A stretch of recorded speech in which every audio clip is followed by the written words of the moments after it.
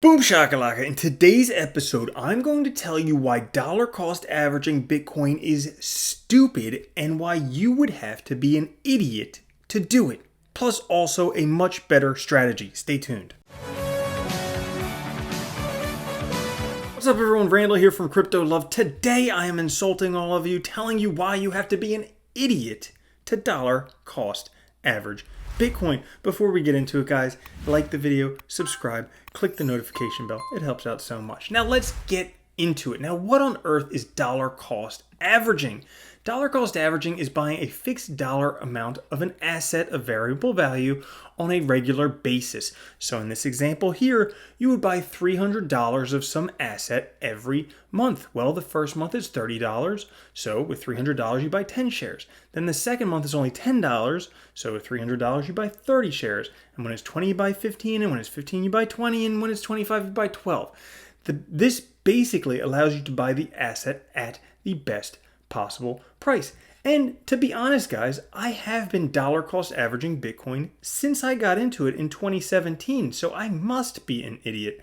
But also, you don't only have to dollar cost average Bitcoin, which you can set up on Coinbase, you can also dollar cost average altcoins using 3 commas. So you guys can check that out if that's something you're interested in. But first, find out why you would have to be an idiot to actually dollar cost average Bitcoin.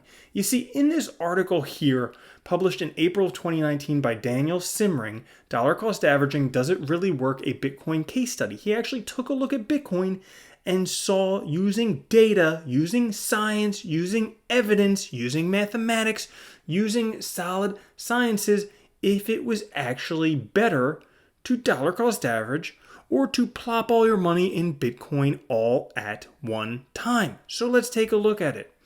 Well, basically what he did is for each day in the past, he compared the returns up until the present had you invested all at once on that day versus dollar cost averaging the investment over 12 months and 12 equal installments. So for example, if today was January 1st and you had $12,000 to invest, is it better to invest the full $12,000 today or better to invest $1,000 every month for the next 12 months? So what does he actually get? Well, he gets this chart here, but it's kind of hard to see on a non-logarithmic scale. So when we zoom in to a logarithmic scale, we can see this is actually a chart from 2011 to 2018 of dollar cost averaging Bitcoin versus going all in, just plopping all your money down at once. Turns out that the green areas are times when it's better to dollar cost average.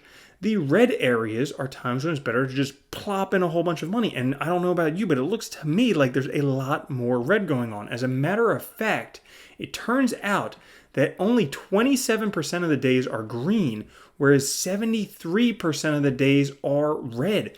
So really, only on 1/4 of the times are you better dollar cost averaging Bitcoin, whereas 3/4 of the time you would be better just plopping all of your money in. Now we're going to get into what this means for you, but let's take a look at the rest of this article because it's pretty interesting. Just if you want another visual, this one here shows you better to dollar cost average above the red line, better to plop all your money in below the red line. Now, as he goes on further to note, it really only happens when we have these big rises towards the top of the rise and then coming back down. Those are the times when it was actually best to dollar cost average into Bitcoin. And he says here, dollar cost averaging becomes a better strategy when we're already a fair way up a large near vertical rise and remains better until we are getting close to a subsequent price bottom. All other times it's better to buy it at once. He summarizes it down here in closing. This is the summary of what he's learned.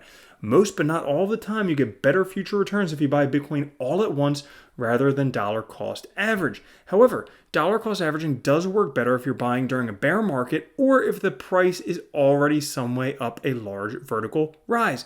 Dollar cost average is psychologically easier, so if in doubt, rather dollar cost average and be happy. So this is what I really want to talk about, you guys, because if you are dollar cost averaging Bitcoin, you would basically have to be saying that we are either in a bear market, which we're not, or we are already almost all the way up a large vertical rise. So you basically have to be saying that the $40,000 Bitcoin is a top, period, and we're in a bear market.